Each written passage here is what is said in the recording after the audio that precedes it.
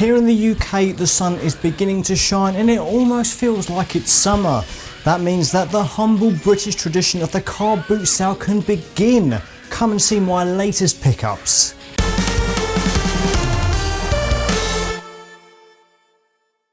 For those who don't know what a car boot sale is, it's where people drive into a field in the early hours of a Saturday or Sunday morning, bringing a selection of new and used goods which they want to sell out of their car boots, or trunks for you Americans out there. Now, amongst the baby clothes, broken tools, copies of FIFA games and fidget spinners of course, a bargain can be found if you look hard enough. I've managed to see someone selling a brand new PlayStation VR headset for under £200. I like to go to car boot sales with a budget of around £10 and buy 3 gaming items that interest me.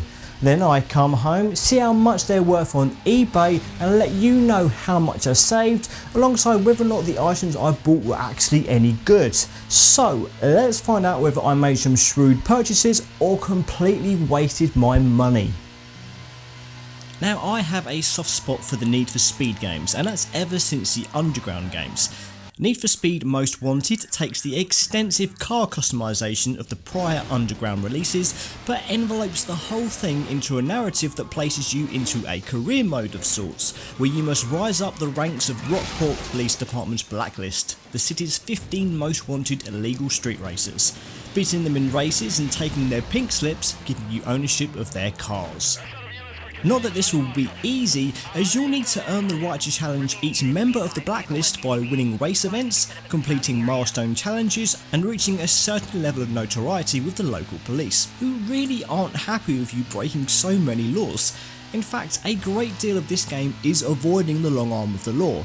With the cops only getting tougher as you reach the higher places on the blacklist, they'll start using better technology combined with faster and tougher vehicles in order to run you off the road and into custody. Taking a very cinematic approach to presentation with a thrilling musical score, various camera tricks and effects, plus some pretty cheesy FMV segments, Most Wanted is more than your average racing game, and delivers an exciting arcade-style racer that I think is still worth picking up, which I did, for £1. At that price it was an absolute steal of an impulse buy, and considering the lowest price I could find the game as a buy it now listing on eBay was £4, I think I did incredibly well.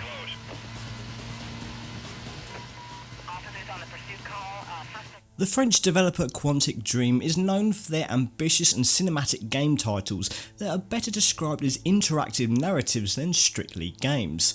The likes of Heavy Rain, Beyond Two Souls and the upcoming Detroit Become Human have pushed the medium of gaming forward with their almost photorealistic visuals and unique approach to storytelling, even if the end products are flawed somewhat. Fahrenheit, otherwise known as Indigo Prophecy in the US and Canada, was the studio's second game, a thriller that would later encompass paranormal themes. Starting off in the bathroom of a New York diner, the player is given the impression that they murdered someone under the influence of something else, and from then on must find out what exactly is happening.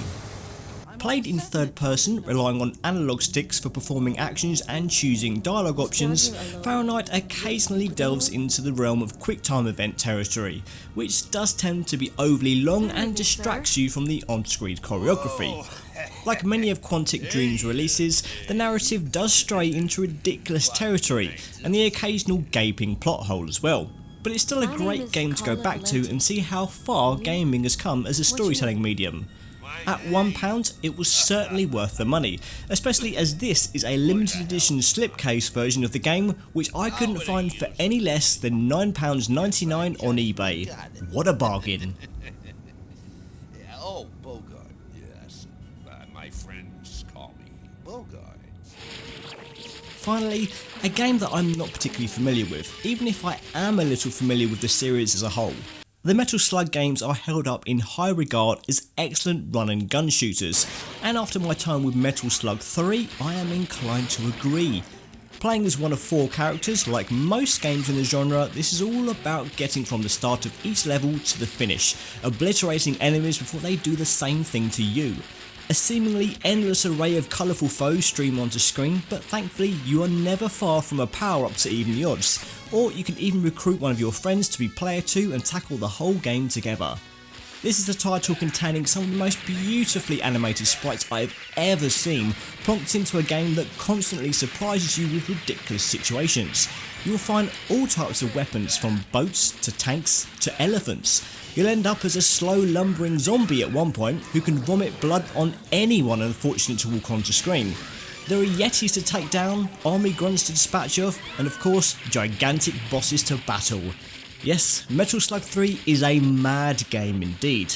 As an arcade port, it's not exactly the longest game around, but I paid £2 for this PlayStation 2 version, which is about the same cost of an arcade game credit these days, so no complaints there, especially when the cheapest I could find the game on eBay was £6.97.